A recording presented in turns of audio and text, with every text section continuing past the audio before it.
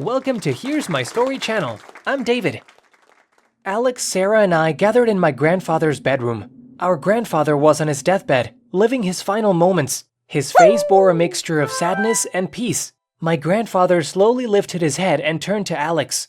With trembling hands, he took a piece of paper from his pocket and handed it to him. "Alex," he said, his voice both shaky and resolute, "this villa is now yours. However, it will fully belong to you after your grandmother passes away." Alex's eyes lit up. "The villa by the lake, Grandpa? Really?" My grandfather nodded. "Yes, Alex. I hope you build a happy life there after your grandmother passes away." Then he turned to Sarah and took a bank book from his pocket. "Sarah," he said, "this is yours. However, you can't use this money until you turn 18. Sarah's eyes widened as she looked at the bank book. "Oh my God, $100,000 is mine, Grandpa?" My grandfather smiled. "Yes, Sarah. I hope you use this money to go to a good university and have a successful life." Then it was my turn. My grandfather reached into his pocket again and pulled out an old, rusty pocket watch. When he handed it to me, I was confused. "Grandpa, what is this?" I asked. My grandfather looked at me with a tired smile. "This watch is now yours, David. Take good care of it and understand the value of time," he said. Alex and Sarah couldn't hold back their laughter. "A pocket watch? You've got to be kidding," Alex said. "Come on," I said. "Our grandfather is sick. Be respectful." At that moment, my grandfather's eyes closed. A deep silence fell over the room. My heart was pounding. Grandpa is gone," I said with a trembling voice. Sarah and Alex suddenly became silent. The moment our grandfather took his last breath was a great shock for all of us. The next day, we sat down for dinner as a family. The silence was broken by my father's concerned look at me. "David, what's wrong, son? You seem down," my father said with concern. I bowed my head and took a deep breath. My grandfather deemed only this old pocket watch worthy for his favorite grandchild, I said angrily. My mother leaned toward me. "David, maybe there's a reason he gave you this watch. You know your grandfather. Everything he did had a meaning," she said with a slight smile. I rolled my eyes. "What could it be, Mom? It's just a watch." I pressed the button on the watch. Suddenly, my mother and father froze, staring at me. "Mom? Dad? Are you okay?" I asked in fear. There was no response. No one was moving. My heart started racing, and my hands were shaking. I took a few steps back and looked around. Everything had stopped. I looked at my mother's face. Her eyes were vacant and expressionless. Suddenly, my mother blinked and looked at me with a worried expression. "David, are you okay? What happened? Why are you standing?" she asked, making eye contact with me. In a panic, I pressed the button on the watch again. Suddenly, a lightning bolt struck in my mind. The watch! I realized the watch somehow stopped time. But how long would this last? I held the watch tightly and looked at it. After about 30 seconds, my family started moving again. I thought for a moment and realized that this watch could only stop time for 30 seconds and could only be used 3 times a day. This was truly incredible. My grandfather had given it to me because he loved me the most. The next day, on my way to school, I encountered the bullies who always waited at their usual corner. They started laughing mockingly when they saw me. "Look who's coming," said the skinny one in a mocking tone. "Let's see what he's going to give us today," added the big bully, laughing. "Maybe he'll give us the nice burger his mom made for lunch. What do you think?" said the skinny one, bursting into laughter.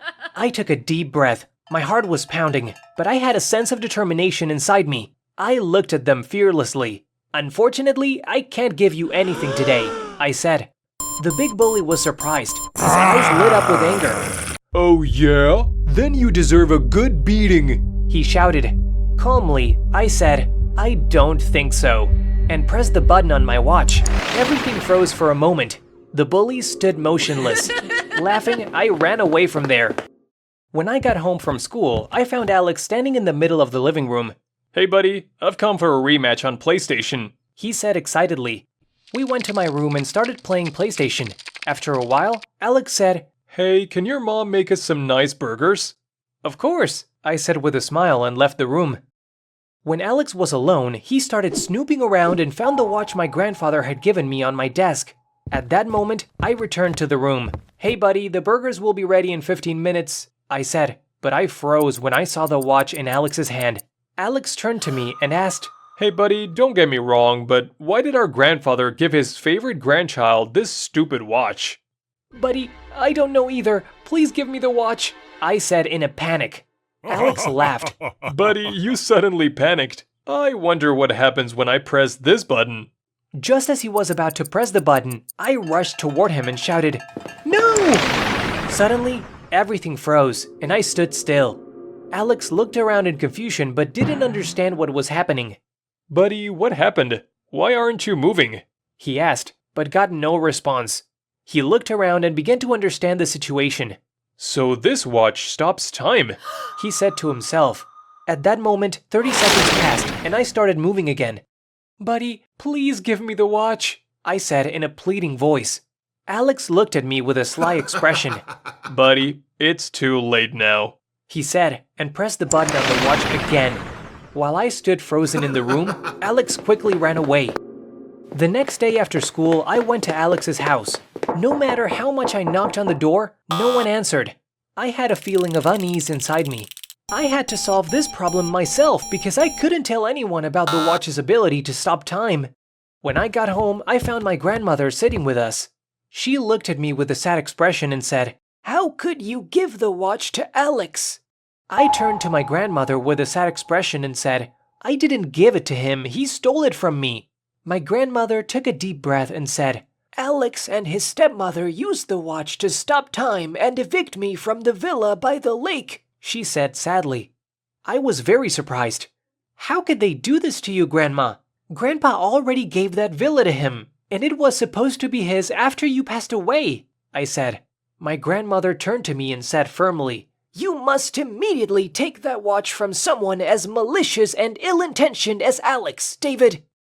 That evening, I retreated to my room and started making plans on how to get the watch back. Considering Alex's malice and the power of the watch, I knew I had to come up with a careful plan. The next night, my plan went into action. As Alex left the house, he heard a sound coming from the bushes. When he turned his head, he saw a cardboard cutout of my grandfather among the bushes. Written in large letters on the cutout were the words, "Give the watch back to David immediately." Alex's face turned pale with fear. In a panic, he pressed the button on the watch and time stopped. Alex started running like crazy. After 30 seconds, when time resumed, he was out of breath. As he looked back, he saw the same cardboard cutout on a nearby tree, again with the words, "Give the watch back to David immediately."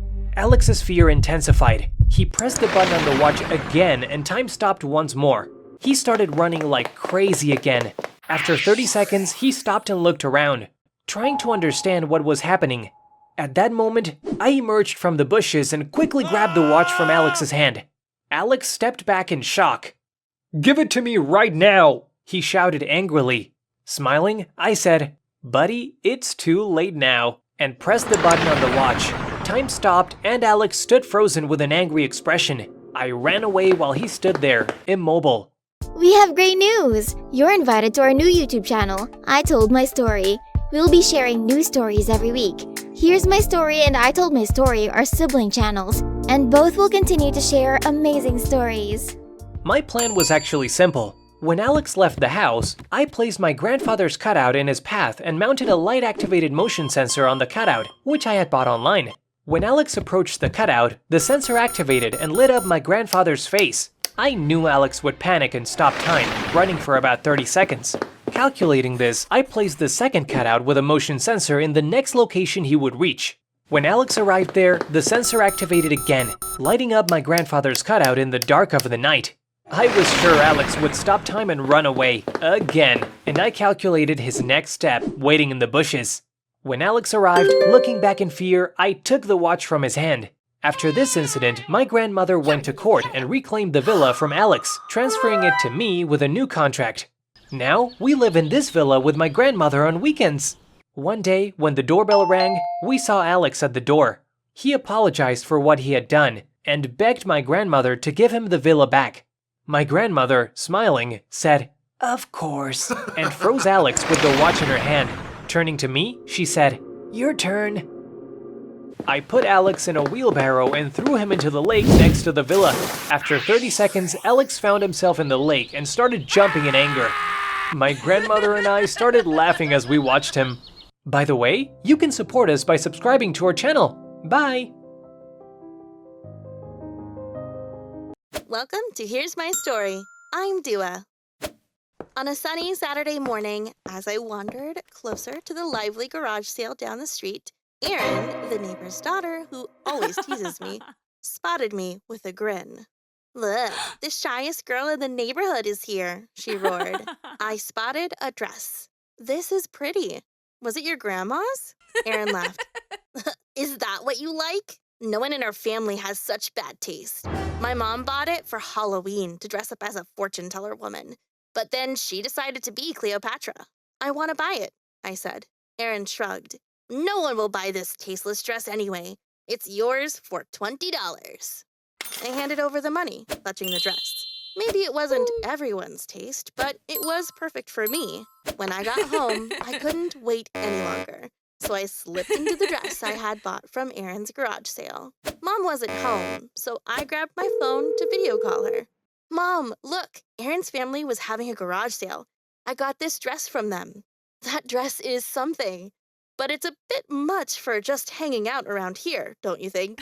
I laughed. "Yeah, if I wore this outside, I'd be the center of attention. Avoiding attention is my specialty. I'll just wear it at home." After we said goodbye, I reached for a barrette to pin up my hair, but it slipped from my fingers and clattered to the floor. Bending to pick it up, something sparkly caught my eye under the bed. "No way," I whispered, excitement bubbling up as I reached further. There it was, the ring I thought I'd lost forever, gleaming back at me. It wasn't just a ring, but a birthday gift from my parents. Overjoyed, I scooped it up and did a little victory dance in my room. The following day, I washed and ironed the dress, put it in my closet, and kind of forgot about it. That changed when Thanksgiving was coming up. Thanksgiving means going to my grandparents' house for a huge family dinner. The dress seemed just right for something so special, but I didn't want to wear it from our house to theirs and get all sorts of looks on the way. I came up with a plan. I packed the dress in a bag and changed into it at my grandparents' house. This way, I could show off my new dress, surrounded by my family. As soon as we arrived at my grandparents' house, I changed into the dress. Walking out, I was greeted with warm smiles and compliments. With wide eyes, my cousin Hadley said, "Is this the dress you mentioned on the phone? It's cool." Setting the table was my job for the day. I was carefully placing plates and cutlery when my mom called out, "Dua, how's the table coming along? Grandpa's about to bring the turkey in." "Almost ready," I shouted back. Then, from the kitchen, Hadley's voice reached me. "Cousin, hurry! You've got to see this turkey. Let's snap a selfie with it before dinner starts." "I need to finish this first," I replied, but she insisted. "Come on, it'll be super quick. This moment won't come again." Feeling the pull of her excitement, I decided to join her. No sooner had I left than a loud crash echoed through the house. Alarmed, we all ran to the dining room to see what had happened. The sight that met us was shocking. The chandelier had fallen right onto the table, exactly where I had been setting plates moments before. I stood there, frozen, realizing I could have been under it. Wow, is this because of the dress? Could it be bringing me luck? I murmured. As the reality of the situation sank in, the room filled with tense silence, quickly followed by my family expressing their relief and amazement at my narrow escape. The next day, a thought hit me as I carefully hung the dress back in my wardrobe. The first time I wore it, I found my long-lost ring. The second time, it seemed to shield me from a potential disaster. Then curiosity got the better of me. Was it luck or just coincidence? Would something lucky happen now? I wandered around the house, waiting, but nothing unusual occurred. What am I thinking? Believing a dress can bring luck? I laughed to myself. When I was about to take off the dress, someone knocked at the door. Even though I didn't want to be seen in the dress, I went to answer it.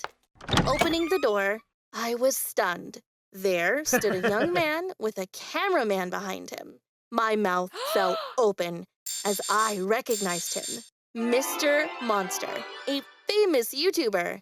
He was smiling, holding a small bag. "Hi, it's your lucky day," he said, then waved the bag slightly. "This bag? It has $10,000 in it, all for you. I'm hitting 100 houses today, aiming to give away $1 million. I was speechless, my heart racing with shock and excitement. As Mr. Monster handed me the bag and moved on to his next lucky house, I closed the door, the bag's weight in my hands feeling surreal. Yes, the money was incredible, but a deeper joy filled me as I looked down at the dress. My dress. It was bringing me good luck. A couple of days later, to my surprise, my cousin Hadley showed up at our doorstep. "I miss you," she said, which was unexpected. We usually only met during family gatherings like Thanksgiving. We had dinner with my parents, filling the room with chatter and laughter. Mom suggested, "Dua, let Hadley sleep in your bed when bedtime rolls around. I've set up a spot for you in the living room. She's our guest." My mind was swirling with thoughts of the dress and its luck, so I barely registered what Mom said and just nodded. In the morning, I woke up buzzing with excitement for what the day might hold. As I entered the kitchen, Mom said, "Oh, Dua, Hadley left early for a class and didn't even have time for breakfast." Rushing to my room, excited to wear the dress, I swung open my wardrobe. Oh my God! The space where the dress should have been was empty. Could Hadley have taken it? But how would she even know about its special luck? Tears welled up in my eyes. Should I tell Mom? Yet, suggesting Hadley might be a thief held me back. I knew Mom would dislike me pointing fingers at my cousin without solid proof, and she might not even believe my story. I picked up my phone and called Hadley. She answered almost immediately. "Hi, cousin. Sorry I left early because I had a class." Her voice didn't give anything away, and it didn't sound like she knew anything about the dress. "Okay, cousin. I just wanted to make sure everything was okay. Bye." In the evening, I was just trying to distract myself online when Mom burst into my room. "Dua, you've got to see this. Come to the living room, quick. Hadley's on the news, and it's not good." I rushed in, my heart racing. On the TV, the reporter was talking. "The video we're about to show is unbelievable, captured by people there. It all starts with a young girl sprinting for her life because a lion that escaped from the zoo is chasing her. Then a meteorite falls from the sky, creating a huge hole in her path. She falls into this hole, and moments later, a water tanker overturns, pouring all its water into the hole. Now, a makeshift pool, trapping the girl. Struggling and unable to swim, she tries to get rid of her dress, shouting, 'It's all because of this dress.'" I didn't voice my thoughts to Mom, but it all clicked. A lion, a meteorite, a water tanker. It was clear that somehow that dress had made Hadley the unluckiest person in the world. The next day, a soft knock came at the door. When I opened it, there stood Hadley, her eyes rimmed with tears, clutching a large bag. I led her inside. Once inside, Hadley pulled the dress out of the bag. "Cousin, this dress seems lucky just for you. For anyone else, it's only trouble." "But how did you even know about the dress's luck?" I asked. Hadley wiped her eyes before she started explaining. "Remember that day at our grandparents' when you dodged the chandelier? You wondered aloud if the dress was bringing you luck. I overheard that. Then I saw a teaser by Mr. Monster for next week's video, where he's giving away money to people at their homes. He hid their faces, but I recognized the dress and connected the dots. While you were asleep, I grabbed the dress. Later, I changed into it in a public restroom, and the moment I stepped outside wearing it, that's when a lion started chasing me. You must have seen it on TV.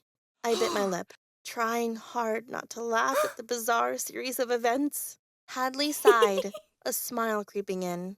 "You can laugh. Looking back, it does seem pretty funny." And with that, we both burst into uncontrollable laughter. That that day, Hadley vowed to never reveal the secret of the dress. Ever since, I've worn my lucky dress on numerous occasions, and each time it's brought me some form of luck. The good fortune has ranged from minor, a test I hadn't prepared for got delayed, to major, like when I won $100,000 in the lottery.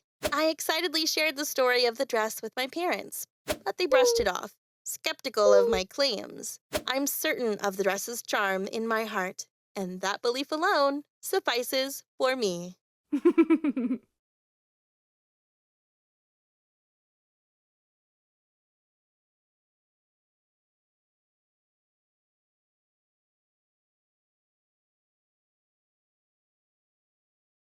Hi everyone, I'm Alina, the enchanting enigma. Want to see a magic trick? Choose a card. Ready? Hocus pocus. Is this your card? Are you sure? Well, I should keep working on that one. Let's begin. But before I continue, make sure to like and subscribe. I grew up in one of the most beautiful places on earth, Norway. I loved everything about my home. The natural beauty, the epic history, even the grumpy shopkeeper at the corner store. But the best part was the northern lights. Every year, starting around September, shimmery curtains of light appeared in the sky like a giant kaleidoscope. With my family, we went to see them every night, making bonfires, toasting marshmallows, and telling Viking stories. Those are my most cherished memories. I say memories because those times ended abruptly. Your father and I are getting a divorce. I'm in love with my business partner Hans, and we're moving to Argentina. That wasn't even the worst part. Astrid, you're coming with me. You're too young to be without your mother. But Mom, I want to stay with Alina. It's not up for discussion. Pack your things right now. Growing up, my little sister Astrid idolized me. She was 2 years younger and thought everything I did was amazing, especially my magic tricks. For my next trick, I'll make a piece of gold appear out of thin air. Wow. Okay, technically it was a chocolate candy with gold foil, but Astrid still loved it. She was my biggest fan, even when I didn't believe in myself. So I was devastated about her leaving, but Mom's mind was made up, and just like that, she left me with my dad and my big brother Frederick. Of course I love them, but let's just say they are... Vikings? Not the word I have in mind. Immature? They spent all their time playing Vikings like children. Check out the spoils of our last hunting trip, sis. Frederick, shut up. You bought that from a grocery store. You're not a real Viking. Tell that to the village we just razed to the ground. Good one, son. Still, I always had fun with them. I even went to some Viking battle reenactments. It was better than staying home alone. We still went camping under the northern lights from time to time, but it wasn't the same without Astrid.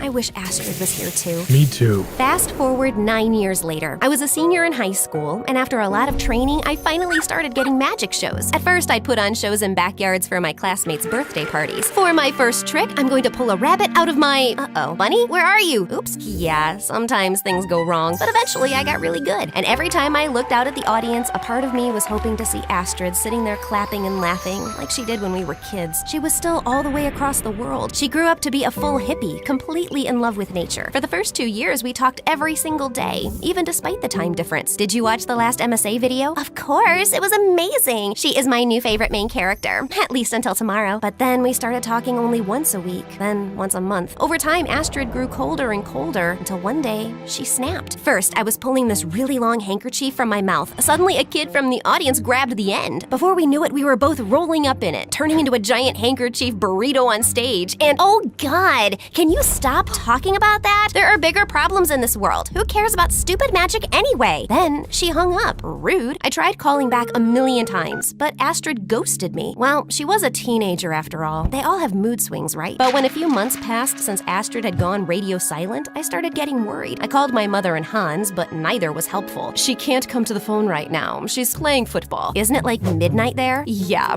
so late.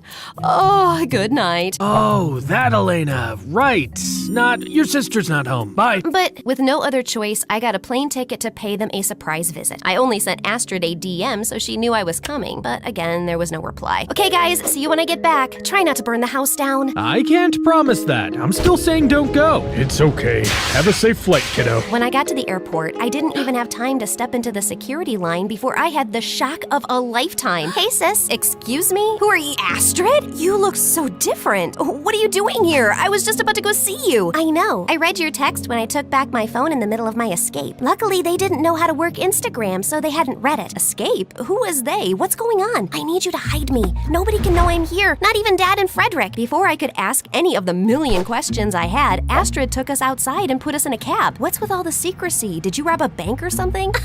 Of course not, sis. Why would you ever say such a thing? Astrid kept looking nervously at the taxi driver. A few minutes later, he dropped us and Astrid pulled me into an alleyway. Tell me what you know. About why you're here? Nothing. I called you nonstop for months. Tell me what's going on before I call Mom. No, don't call her. Mom changed a lot after we moved. She does whatever Hans says and he's a monster. Like a real one. Months ago, he took my phone and kept me locked in my room. Are you for real? I can't tell you more than this for now. The first thing I did after escaping was get a ticket here. I need you. You're my last hope, sis. Astrid's story was disturbing. I had to help her. She was my baby sister. So we went to the mall to give her a makeover. New clothes, new hair color, different lenses. But I didn't know if her disguise would fool anyone. You really think Dad's not gonna recognize his own daughter? I don't think so. He hasn't seen me in person since I was 7. Plus, Dad and Frederick aren't exactly geniuses. No offense. I was a little offended, but she wasn't wrong. As we got home, I almost fainted from the smell. There was trash everywhere, food smeared on the walls. Alina, you're back! Dad, Alina's back! Thank Thor!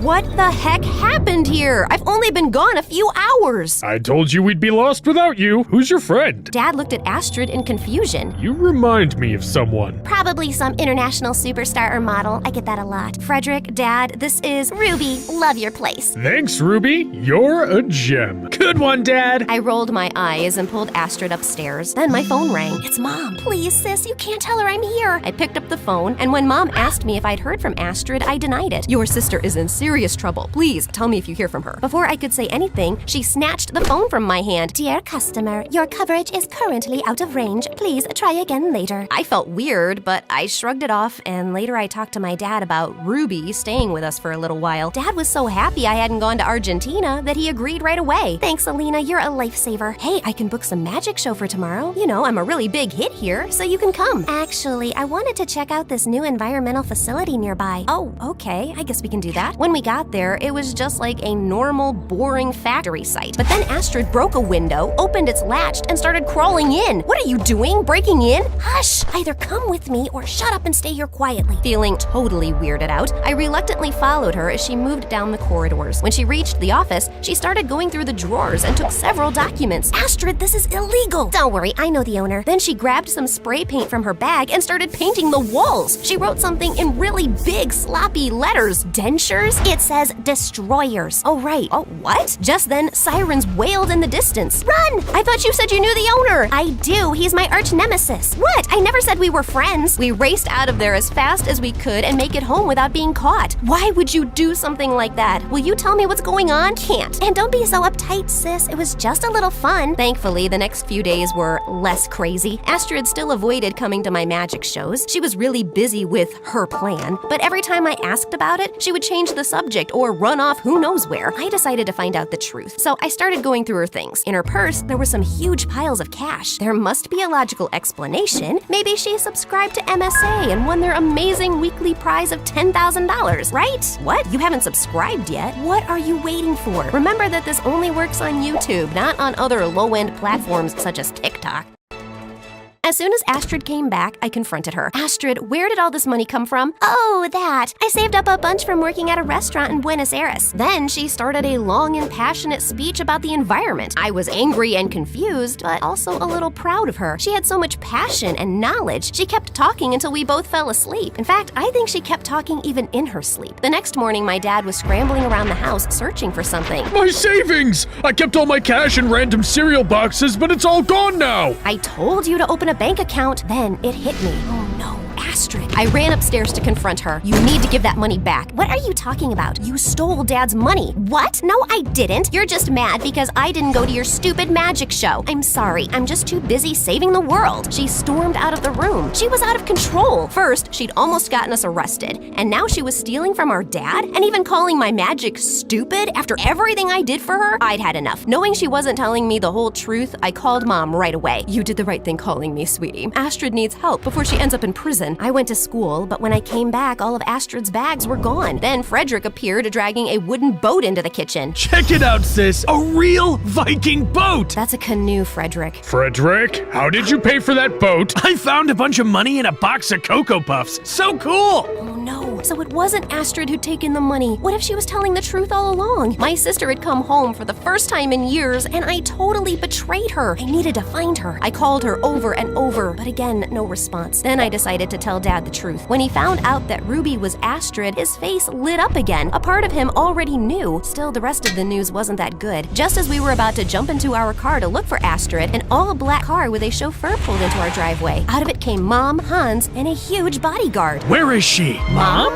We need to find your sister right away. She stole my money from me, and she vandalized my construction project. I knew you helped her, Alina. If you don't help me find her, you are gonna end up in jail, just like your idiot sister. Don't you dare talk to my child like that! Dad tackled Hans, but then the huge bodyguard came for us. Frederick let out a Viking war cry and lunged at him. Soon our front yard became the scene of a fierce battle. But don't panic, we have a weapon up our sleeve, my magic. As Dad and Frederick were trying to beat the bodyguard, I decided to catch Hans. So I grabbed my magician coat and hat, and with a wave, cards flew straight at Hans's face like little arrows. Then I threw my rabbit at Hans, who is quite a fierce little biter. Then I pulled out my handkerchief, magically turned it into a rope, and then managed to tie up Hans with it. Just then, help arrived. But it wasn't the regular police, it was some kind of secret service. And they immediately arrested Hans and Mom. Turns out their new factory that Astrid had broken into was located in a zone and used certain chemicals that could lead to an environmental disaster. They had falsified the safety tests and all the permits. When Astrid found out, she tried to go public, and that's why they were keeping her locked in her room. After escaping, she came here to collect more evidence before presenting the story to the authorities, who quickly located the people responsible. Yep, my mom and Hans. However, Astrid was still nowhere to be found. She was gone. About a year later, I had my biggest magic show yet, and I nailed it. Towards the end of it, I dedicated the show to Astrid. My sister is my favorite person in the world, and I miss her. Wherever she is, I hope she knows how proud of her I am, because she grew up to be this amazing, brave person. And after the show, I went to my favorite viewing spot to see the Northern Lights, since it was the season for them. I kind of felt closer to Astrid in this spot too,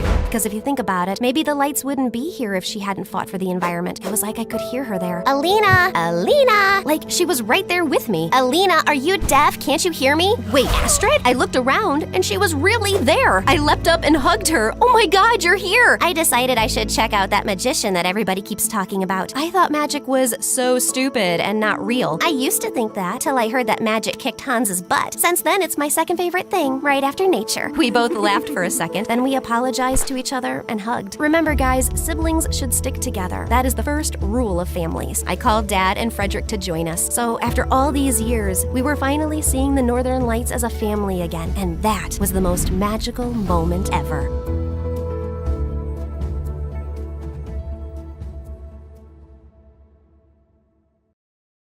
Alright, let's clear this up. This whole Goldilocks and the Three Bears story, total nonsense. Bears, please. If I'd seen one, I'd have bolted. Want to know what really happened? Well, it involves uncovering the biggest secret of my life. And yes, meeting a ridiculously handsome prince. Hey, why should Cinderella and Rapunzel get a prince in their stories and not me?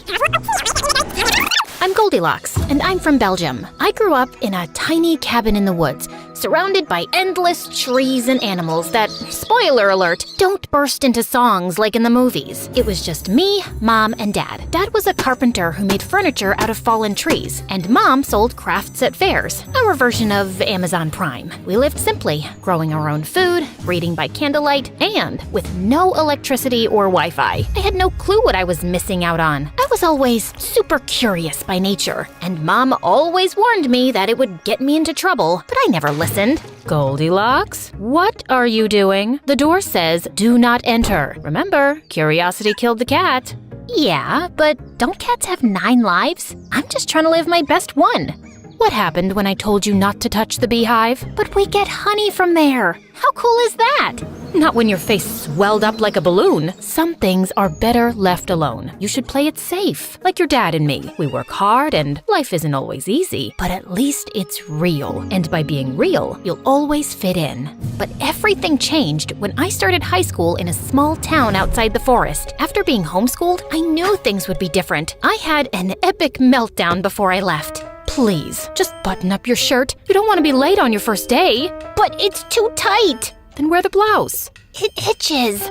I know, my t-shirt is just right. Oh no, but it won't match my shoes. High school was a whole new world. No more dodging tree branches or picking berries. Suddenly, I was navigating crowded hallways and trying to crack the code of cafeteria cliques. No matter how hard I tried, I just didn't fit in. Also, it took me so long commuting back and forth from school, and it was super tiring. So when I spotted a neon flyer at school advertising available spots in new on-campus housing, I saw my chance to make some real friends. Sure, there would be chaperones around, but I'd also finally have a little space for mom and dad. Be yourself, and please, trust that your new roommates will see how brilliant you are. And maybe this time, try not to do the whole which seat is the most perfect analysis out loud. Noted. I was bouncing with excitement to meet my new roommates, praying they'd like me. Turns out, I had nothing to worry about. The door opened to the most handsome guy I'd ever seen, with blonde waves and sparkling blue eyes. Hi, I'm Rupert. Let me get those bags for you. He casually lifted my heavy suitcase with one muscly arm like it was nothing. Winnie was like a walking fashion magazine, with highlighted curls cascading down her back. Ooh, what fun. Somebody needs a makeover. You can borrow my clothes anytime. And you should. Teddy was this cute tech hippie who was always meditating in designer clothes. Your aura is amazing.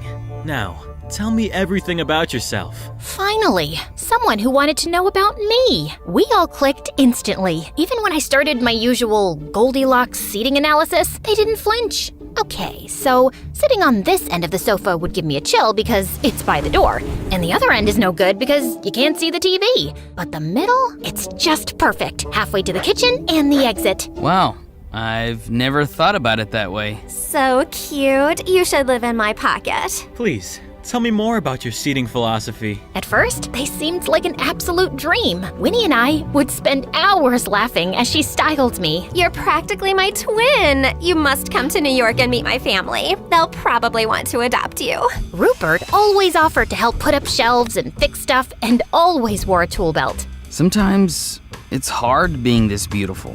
I've heard it can stall your career. Teddy always complimented me and had my favorite frothy coffee in hand. Here's a little thank you.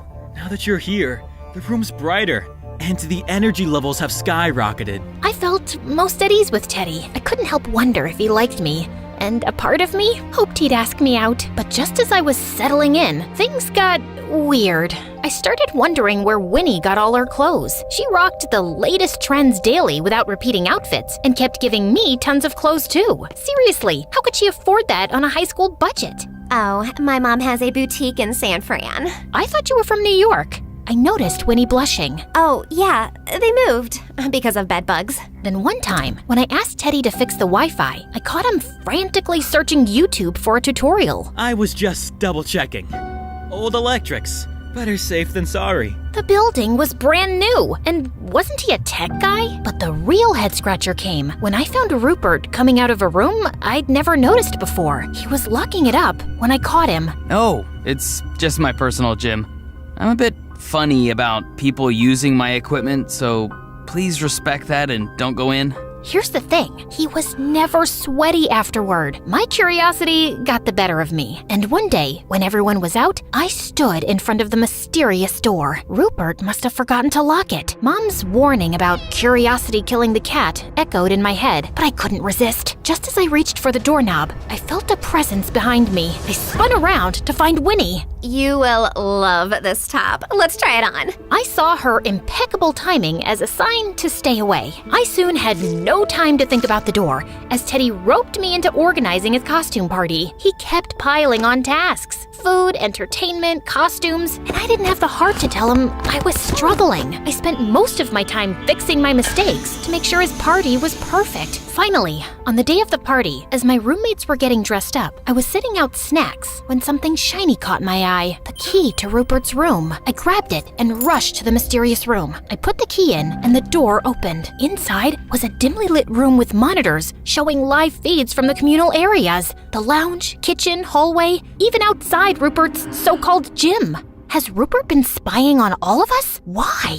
Then, I noticed a desk cluttered with files, each labeled with our names. I flipped open Winnie's. Her real name was Lisa, and she was an actress from San Francisco. The scripts, planned scenarios, and highlighted drama moments told me everything. I I wasn't just living with strange roommates. I was the star of a reality TV show. My heart raced as the truth hit me. The friendships, the laughs, the attention, it was all a setup. No wonder Winnie had endless clothes, Rupert posed with tools, and Teddy paid me attention. Because of the cameras. Just as I was about to leave, I turned and saw 3 bears. I grabbed something to defend myself when I heard a familiar voice. Looks like the cat's out of the bag.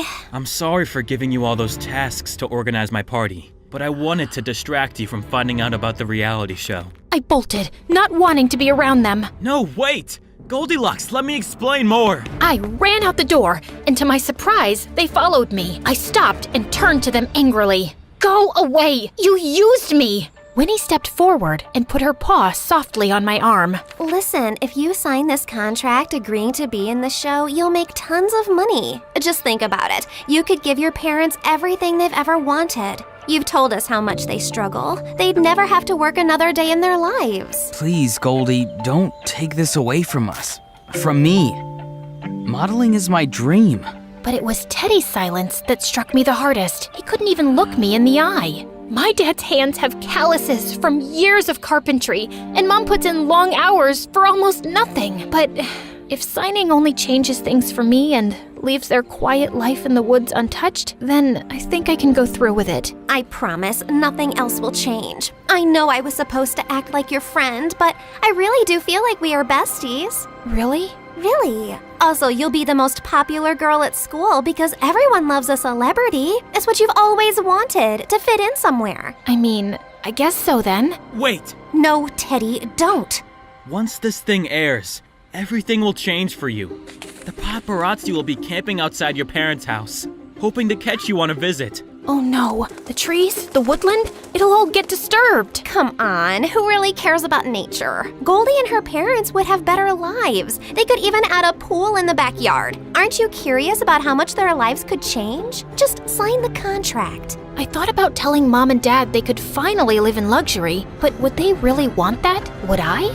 No, because the woods don't deserve it, and I won't be the girl who traded everything real for fake friends and a pool I never wanted. I'd rather be alone and live in the forest. I ran off. Behind me, I heard the roars and cries as Winnie and Rupert realized their TV reality dreams were over. I had reached the forest when I heard someone behind me. It was Teddy, now out of the bear costume, who'd followed me all the way here. Just hear me out, then I'll go.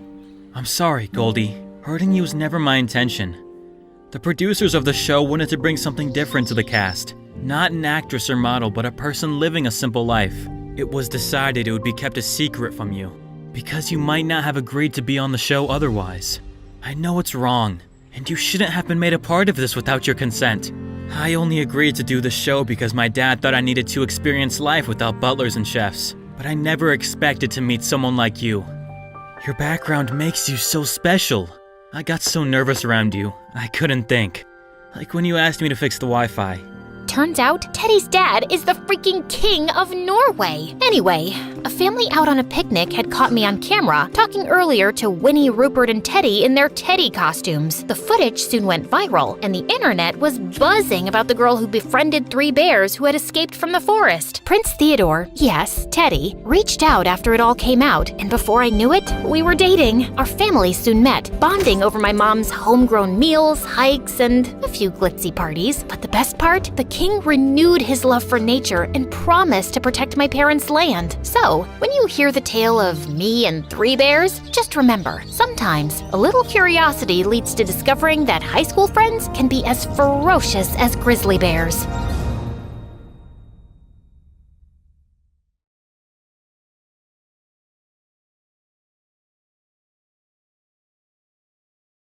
Brianna bombed her math test and cheated to fix it. Eric, two-timing Priscilla. The lunch lady, she's been hoarding tater tots in her purse. And Miss Douglas, sipping wine from a cough syrup bottle. This was the news that mattered. Julius and I ran the school's gossip rag. This month's issue? Absolutely fire. Obviously, everyone loves a good scandal. Speak of the devil. I hate you, Lucia. It was just one test. Yeah, and you cheated. Cry me a river. One day, it'll be you or someone you care about in the headlines. Hard pass. Not happening. Julius, professional drama extinguisher. We'd been best friends since kindergarten. I wrote the stories, and he made sure they hit the press. For him, it was a hobby. For me, it was everything.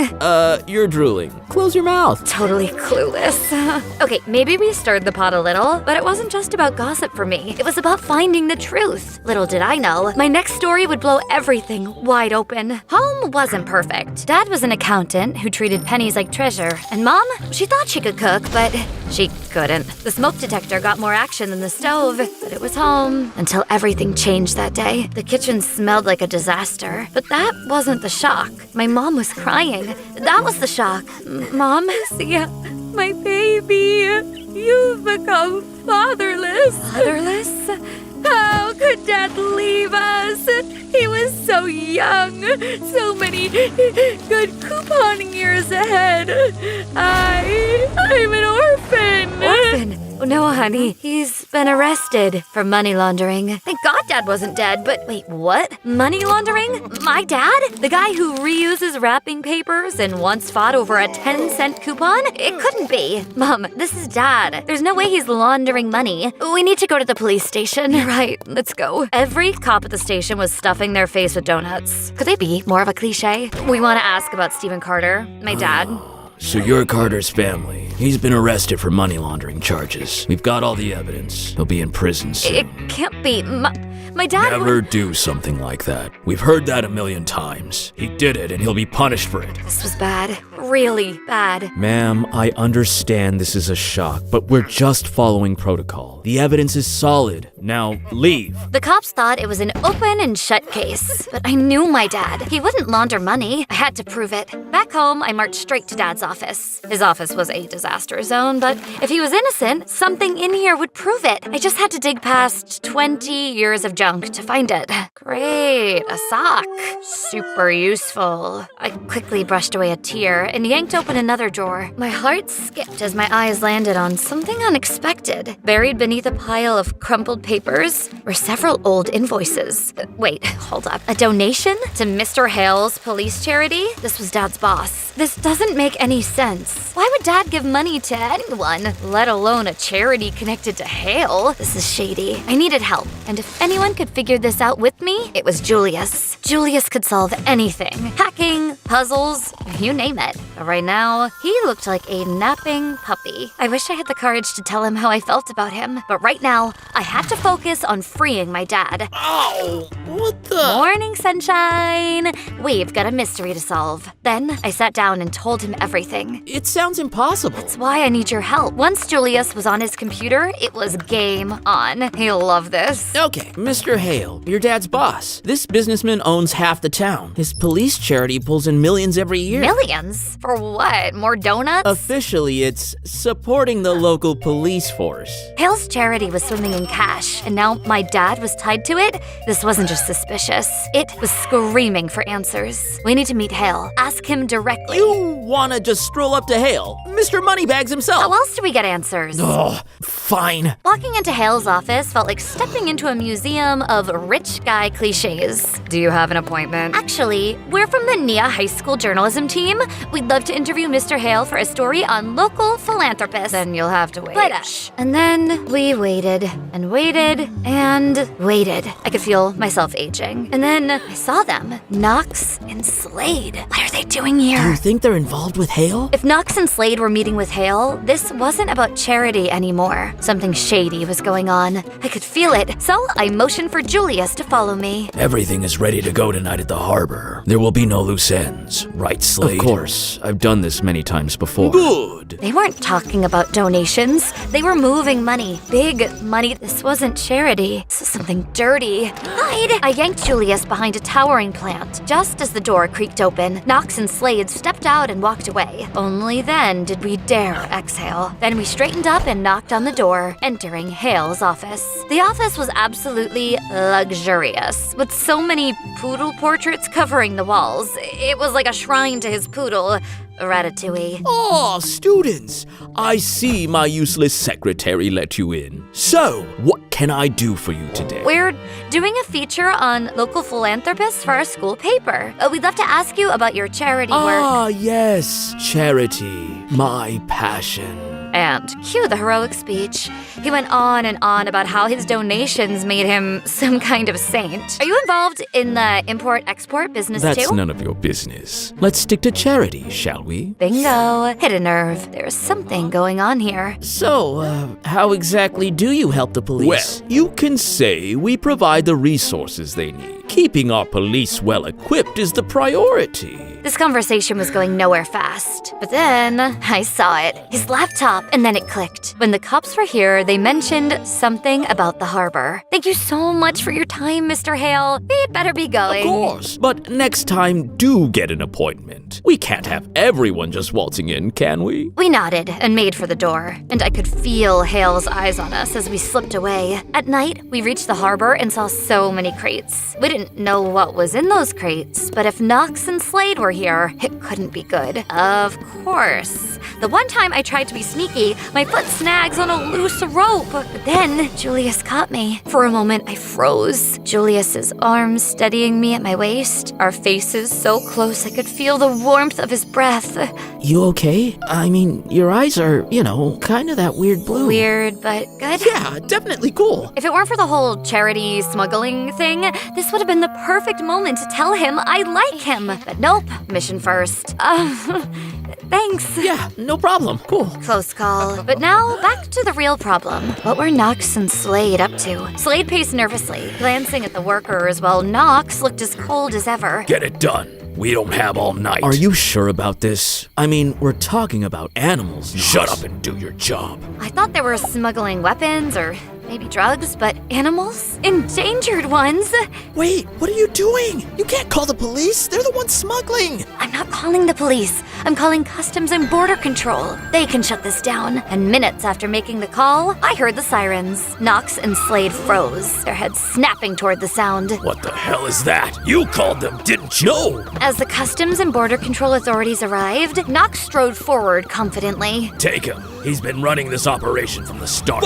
But Knox was dirty. He was throwing his partner under the bus just to save his own skin. This is way worse than we thought. Slade, barely able to stand, was dragged toward the waiting customs vehicle, glanced back at me and Julius, his eyes silently pleading. Clearly, there was more to the story. After the harbor, this whole thing wasn't just about my dad anymore. We were in way over our heads, but we couldn't stop. We needed more info. We plant this in Knox's office. No one suspects a baby monitor. That's your big plan. Exactly. It's so dumb it'll work. It was ridiculous, but we were out of options. We crept through the hallways towards Knox's office, hoping no one would spot us. When we got to the door, locked, of course. Luckily, Julius had a trick up his sleeve, and we were in, but we had to move fast. Julius quietly planted the baby monitor in a desk drawer. Ironically, I had to trip again. And for the second time tonight, Julius was right in my face. Your eyes, in this lighting, they're kind of green. Wait, more like gray-blue, like if the ocean had a bad day. They're... Weird, but nice, yeah.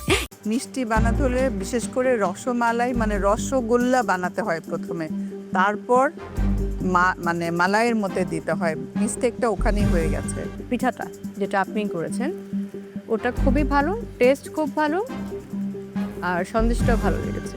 এবারে team B, কুমিল্লার সাফায়াত এবং ঢাকার নাশিতা বাসার, আপনাদের খাবার নিয়ে চলে আসুন।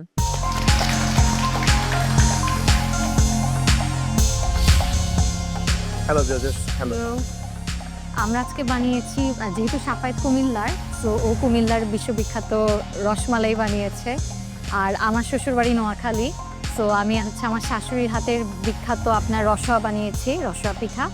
এবং আমাদের কাছে আসলে ছানা একটু অবশিষ্ট ছিল, আর টাইমও ছিল 20 মিনিটসের মতো, তাই আমি একটু ভাবলাম একটু সন্দেশ বানিয়ে ফেলি।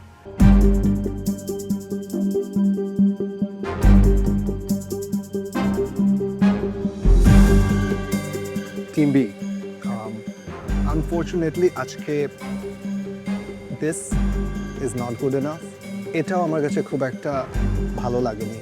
আমরা যখন এই টাইপের সুইট করি, the main thing is to absorb the liquid ভিতরে, right?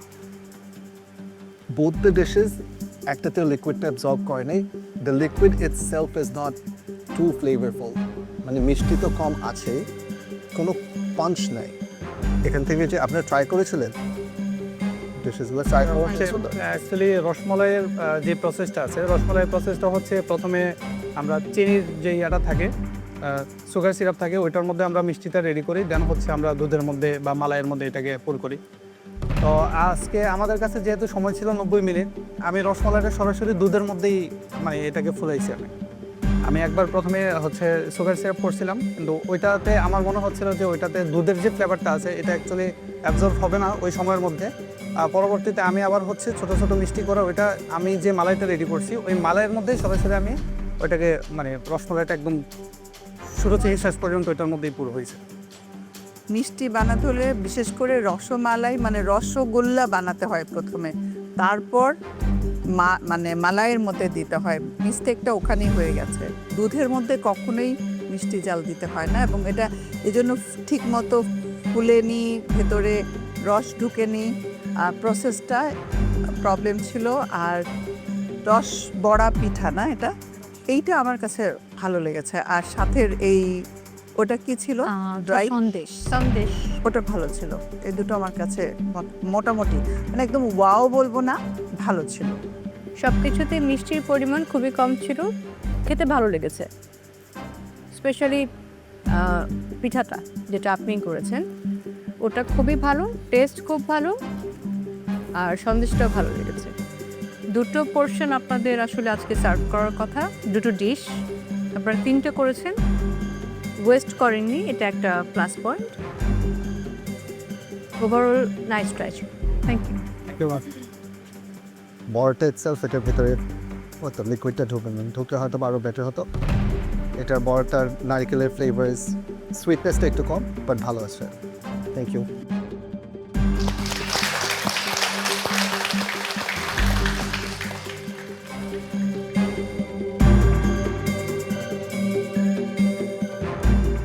আসলে আমি আর সাফায়েত যখন সেম টিমে কাজ করা শুরু করলাম, তো আমরা দুজনেই আসলে খুবই টেন্স ছিলাম, কারণ কি আমরা দুজনই হচ্ছে মিষ্টি খাবার তেমন একটা রান্না করতে পারি না, পিঠা অথবা মিষ্টি বা বেকিং।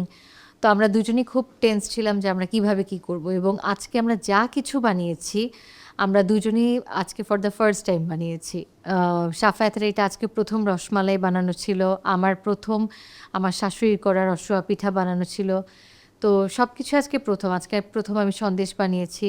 তো যেটা হয় যে মিষ্টির ব্যালেন্সটা আমরা ঠিক মতো করতে পারিনি, যেটা আমাদের ফল্ট। আমার পিঠা এবং সন্দেশটা ভালো হয়েছিল জাজরা বলেছে, বাট ওখানে চিনি অনেক কম ছিল। তো আসলে আমি চিনি কম দিতে দিতে একটা অভ্যাস হয়ে গিয়েছে, এই কারণে আজকে হয়তো চিনিটা আমার হাতে কম উঠে গিয়েছে। সো যদি আমি চিনিটা একটু বেশি দিতাম হয়তো আজকে আমার ডিশটা ভালো হতে পারতো। গত পর্বের সবচেয়ে লো স্কোর যারা পেয়েছেন সেজুতে এবং তামান্নার কাছে, কি মনে হয় আজকের যে দুটো রেসিপি আপনারা কি আপনাদের লো স্কোর থেকে হাই স্কোরে যেতে পারবেন? এফোর্ট তো এটার জন্যই দেওয়া হবে। যেই গ্রুপ লোয়েস্ট স্কোর থাকবে আজকে তারা এই মঞ্চ থেকে আজকে বিদায় নেবে। আমাদের আজকে চ্যালেঞ্জের রেসিপি জানার জন্য আমরা এলইডি স্ক্রিনে চোখ রাখি।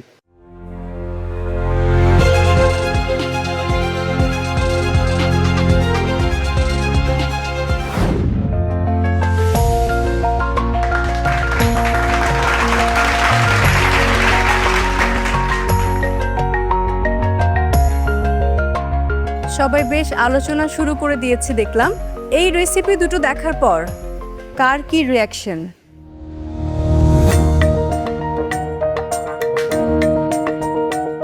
কারো কোনো রিয়াকশন নেই? Easy PG task, right?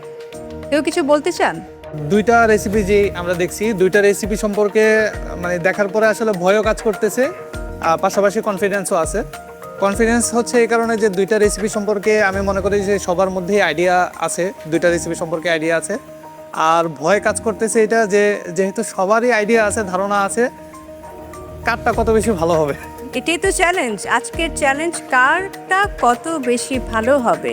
এবং এখানে দুটো রেসিপি দেখছেন, আপনাদের সবাইকে এই দুটো রেসিপি করতে হবে। এবার আমরা যাব গত পর্বের সবচেয়ে লো স্কোর যারা পেয়েছেন সেজুতে এবং তামান্নার কাছে, কি মনে হয় আজকের যে দুটো রেসিপি আপনারা কি আপনাদের লো স্কোর থেকে হাই স্কোরে যেতে পারবেন? এফোর্ট তো এটার জন্যই দেওয়া হবে। We will try our level best or more than that. So আমরা যেন কালকে যে স্কোরটা করেছি ওইটা থেকে যেন বাউন্স ব্যাক করতে পারি। আজকে ওই মেন্টালিটি সেট করে এসেছি যে we have to give hour level best and more. I hope guys you learn well যেটা শেখানো হয়েছিল। At least try your best to prove it that how much you learn. সেজন্য সবাইকে অশেষ গুড লাক জানাচ্ছি যে show your best, do your best. Thank you very much. Participants, আজকে তোমাদের রান্নার জন্য সময় থাকবে 2 আওয়ার্স, আর আমাদের রাঁধুনি গ্রোসারি স্টোরে যাওয়ার জন্য থাকছে 20 মিনিটস। এর সাথে আমি আপনাদেরকে এটাও রিমাইন্ড করে দিতে চাই যে আজকের এপিসোডের শেষে বটম 2 উইল গো হোম। আজকে আমাদের এলিমিনেশন এপিসোড। যেই গ্রুপ লোয়েস্ট স্কোর থাকবে আজকে তারা এই মঞ্চ থেকে আজকে বিদায় নেবে। সেজুতি তামান্না, it's going to be a tough fight for you. Good luck everyone.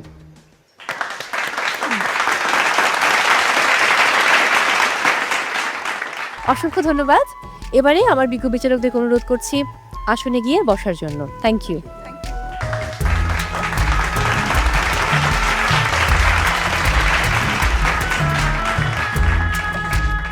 Mentors, আপনারাও বসবেন। পার্টিসিপেন্টস, আজকে যেহেতু গ্রুপ টাস্ক, তার মানে হচ্ছে আজকে আপনাদের জন্য মেন্টরস টাইম আউট থাকছে না। আর আমাদের বিজ্ঞ বিচারকেরা বলে দিয়েছেন রাঁধুনি স্টোরের জন্য আপনারা সময় পাচ্ছেন 20 মিনিটস, এবং সেই সময় শুরু হচ্ছে এখন।